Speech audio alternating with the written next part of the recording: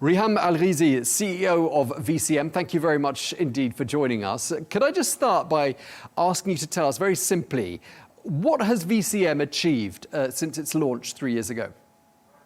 Okay, let me start by going at the history of the company.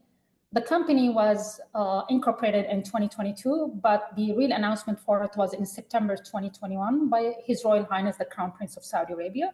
And he enacted Saudi Tadawul and the Public Investment Fund of Saudi Arabia to look into that project and launch it to be the first pioneering carbon market in our region. So that's the beginning of it. When we looked at the market over here, there was zero demand, zero supply, and zero knowledge about what is a carbon market, voluntary carbon markets. This was our starting point. Today, where we are having 30 corporations from the Kingdom of Saudi Arabia subscribing into our market that covers 70% of the total emissions in the kingdom. We have launched back-to-back 3 massive auctions, the largest in the history of the market, and that tells you the size of it. And today we are announcing our agreement with the NEOM, which is a landmark agreement. So these are steady steps that we have been going from one auction to the other to establish demand and see the size of the supply and as well building the ecosystem. It's not about agreements. It's not about auctions. It's about an ecosystem in the kingdom. Since our incorporation, there has been a lot of companies that has been set up in the kingdom to support the ecosystem. So all of this, the vibrance behind the market here in the kingdom and the region, this is something that we need to account for as well. Thanks for that, Riham. Actually, I wanted to ask you about that deal that you just mentioned there, the deal you've signed with ENOWA, which, of course, is the energy and water subsidiary of NEOM. Why is that such a significant deal? Let me explain what is the significance of ENOWA first. ENOWA is, as you mentioned, the electric and water company or energy company of NEOM, which is the giga project of the kingdom. It has pledged to 100% renewable energy for the grid, for the whole of NEOM, and as well the largest hydrogen plant, green hydrogen plant in the world will be in ENOWA as well. So it's a massive company and with massive activities, and ENOWA is so much committed to climate change and managing their emissions. That's why this agreement is a landmark one. It's huge in size because it's 30 million tons between now and 2030, but it also shows the commitment of NEOM to climate change and being green. And it shows our commitment to facilitate and intermediate in such agreements and pushing the kingdom further when it comes to carbon markets. Okay, so that's probably added some momentum and some interest, has it, to the whole sector? We've been not pioneering in the kingdom. I dare to say we've been pioneering in our region altogether. So this is a landmark agreement, is setting the tone for our region, and is showing the path for other companies as well. Okay, I just want to take a step back at this stage, and I wondered if you could give us another real-world example. I noticed that Flynas has signed an agreement with you. Tell us, really for the benefit of people who don't even know what carbon credits are, how do they use in this agreement your services, the services of your company, voluntary carbon credits, to reach carbon neutrality? How does that work? Well, Flynas participated with us in the launch of the exchange by transacting with us. And that is a huge thing for, I'm not talking about national air carriers in our region, but I'm talking about budget airlines as well, participating in that, which shows you the importance of that and the commitment. The airline industry is hard to abate sector because they burn energy, fuel, and that is very important for them to lower their emissions. There is the CORSIA scheme, which is a global agreement between the airline industry to reduce their emissions, use different alternative fuels, but that takes time. And hence, using carbon credit offset to lower the emissions of the airlines is very important. We have Saudi Airlines participating with us as well. We had Alpha Star, we had Flynas. So we had all sorts of companies in the airline industry in the kingdom. I would like to mention Saudi Airlines, that they were one of our anchor partners. We had 5 anchor partners. Saudi Airlines was pioneering with us in setting up the market and the ecosystem. So it shows how important it is. I don't know, do you offset your emissions when you fly? Yes, sometimes I do. Carbon markets is not only B2B, it's an individual commitment to climate. We depend on companies to offset our emissions, but we have also a commitment as well. And Flynas would offer that to their customers to offset their own emissions, which is something very important. And I'm asking all of the passengers to think about their own carbon footprint as well. Okay, so that's a little bit about how it works. And of course, we are all, well, most people I think are familiar with the concept of offsetting their journey. You've mentioned a couple of different types of client, different profiles. So there's clearly no one typical profile, is there, of a VCM client? Well, what we started with, and is very important, Tom, when we looked at the ecosystem in the kingdom and the emission sectors in the kingdom, I started by saying we were at zero demand, zero supply here in the Kingdom of Saudi Arabia. We looked at the carbon intensive sectors. We have cement companies participating with us. Cement is a carbon intensive industry, as we all know. We have the oil and gas companies. We have Aramco as our biggest supporter as well. We have PIF purchasing as well.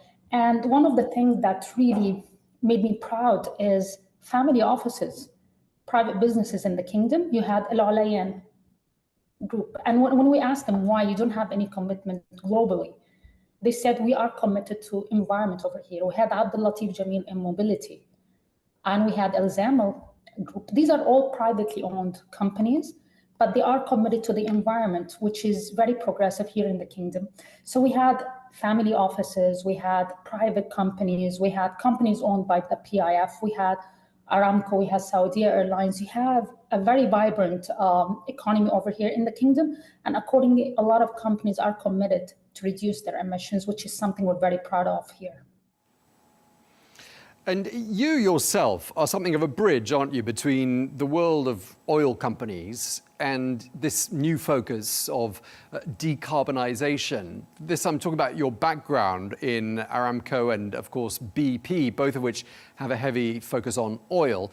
Just tell us, how does that help you? What does that help you bring to the table, do you think?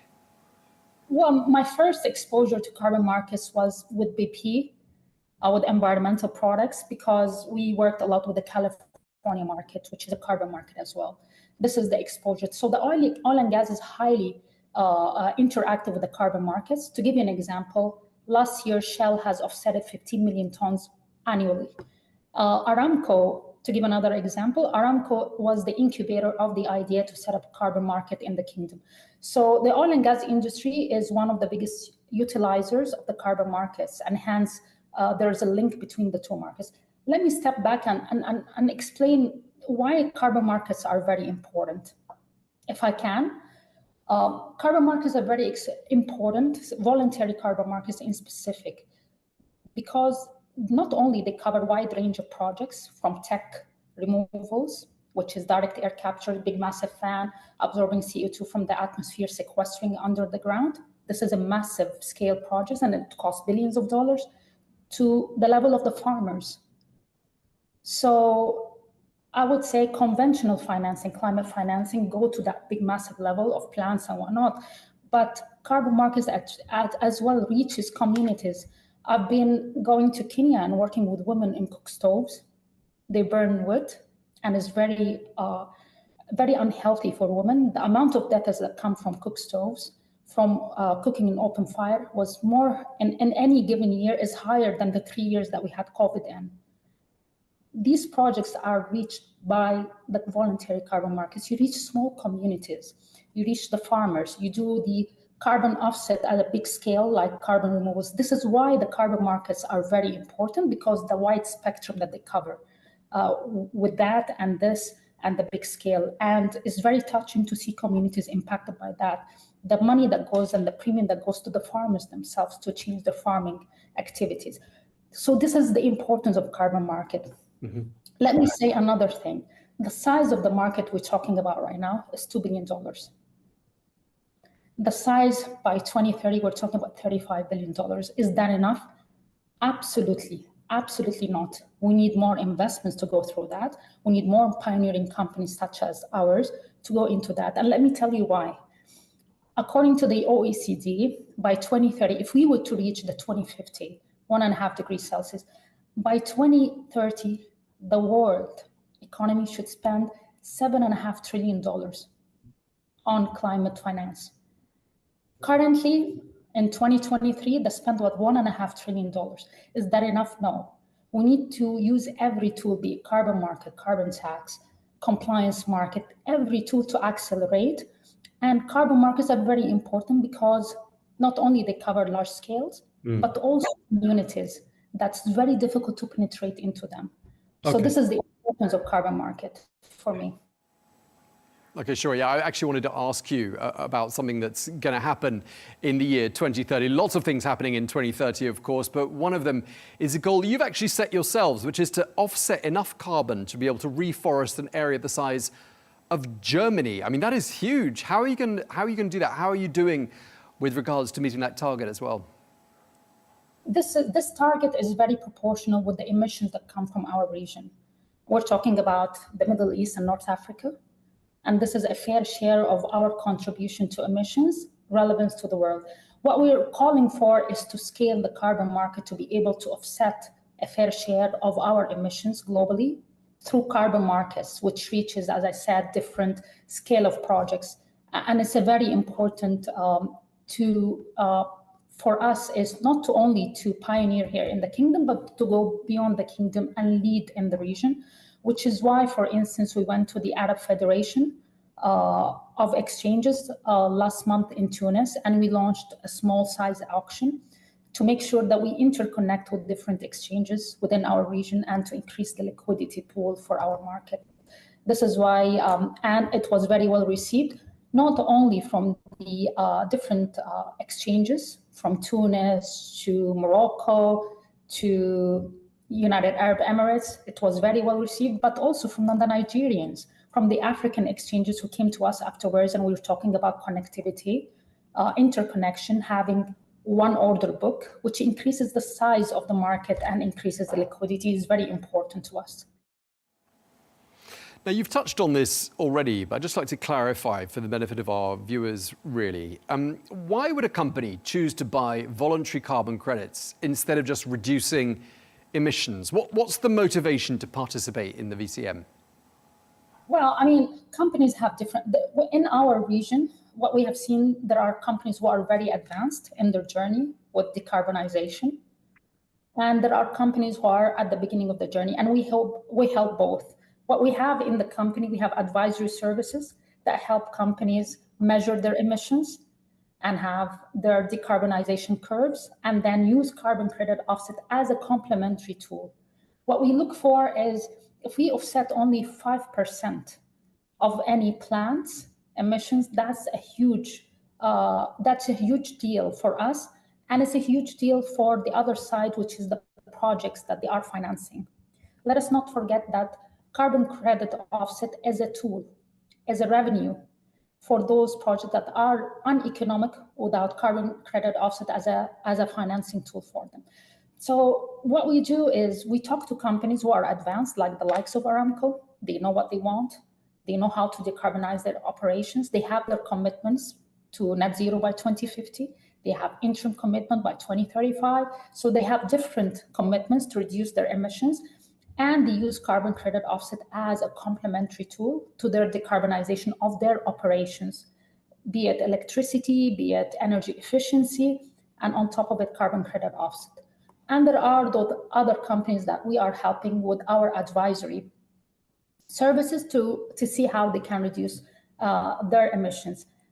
Some people think that climate finance is extra burden. I see it as an opportunity. We have to have jobs that comes around climate finance, training and job openings that comes with carbon accounting. These are all job opportunities that is out there. So there's always economic opportunity. Energy efficiency, it's reducing your electricity bill. It's reducing your energy bill. So there's a lot of things that comes out of reducing your emissions that is very effective for companies. And this is something. And also, we need to understand that there are shareholders who push their companies to reduce their emissions. There is financing needs that credit ratings with the financing needs come from how much you are committed to climate and environment. So there's a lot of different forces that pushing the companies to go that direction as well. Okay, and Riham, just briefly, carbon credits are Sharia-compliant assets, aren't they? Just talk us through that, because that's really significant, isn't it, in this particular region? If I were to say something, if we talk about climate finance and Islamic finance and the intersection between them, I would claim that this is the might of Saudi Arabia, because we are the one who innovated that. When we started working, as I said at the beginning, when we looked at the different sectors in the kingdom and we looked at the banking sector, we said, what can we do with the banking sector over here? We can offset their electricity bills, but can we go a further step? If you look at the Islamic finance size here in the kingdom, we're talking about $500 billion a year. This is a huge size for carbon markets altogether. And what are the pillars of Islamic finance? They use commodities as a backing for the transactions. So they use gold, steel, and rice. We thought, why not using carbon credit offset as a commodity backing? And by that, we channel funds to the carbon market. So we started by the Islamic Development Bank, and we got fatwa. We supported them and we worked with them in getting a fatwa from the Sharia Council to make the carbon credit offset as a backing commodity for Islamic finance. We succeeded in that. And we're very proud of that because this is financial innovation. This is the first in the world, the first fatwa, and it was powered by us in terms of technical and whatnot. And it was approved for Murabaha. And afterwards, we took it to the SMB, we took it to SAP, and we are working on launching our services when it comes to that. I think next year, we're working on the blueprint and we would connect directly to the banks so that if someone go and have a mortgage from a bank, rather than having it backed by rice, having it backed by carbon credit offset, and this is an Islamic pillar, you benefit all people. You benefit the climate, you benefit the globe. And this is so much matching with the concept of Islamic finance. Okay, and just lastly, I mean, are you seeing at a global level perhaps less interest in decarbonizing? When you think, for example, about what's happening in the United States, and you think about slogans like drill, baby, drill, I mean, does that mean less enthusiasm towards decarbonization compared to, say, a year or 2 years ago? I really like the question, Tom, and thank you for asking it. No, on the contrary, I see more companies committing. To give you an example, I'll talk about the carbon market and I'll talk about the oil and gas industry as well. For the carbon market, this May was the highest, 70% high retirement versus last year. Retirement is when you offset against your activities. So 70% increase year on year. That's a strong signal from the market, from the carbon market. If we look at the oil and gas industry, none of them have changed any of their commitments towards the climate. We still have Aramco active with us. We've seen all of the oil and gas industry, including in the US, still committed to climate, haven't changed in any of their commitments, and still active in the carbon market. So I would say for any company, I mean, geopolitics change, but the climate commitment is still there, valid, and you cannot change your strategy and planning by the change of different geopolitical changes, because it could swing the other way around as well. What are you going to do? So I'm still confident around ESG. I'm still confident about the climate. This is not a problem for companies. It's a problem for us as individuals. It's a problem for the whole globe. It's ecosystems. It's farming. It's animals. It's everybody who's living on this planet. So nothing should change. We should go steadfast momentum on what we need to achieve, and we're way, way behind.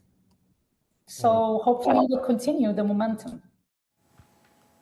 Okay, well, thank you very much indeed. Riham ElGizy, the CEO of VCM. Thank you very much indeed for your time today. Thank you, Tom. Really appreciate it. And having this opportunity was really good. Thank you very much.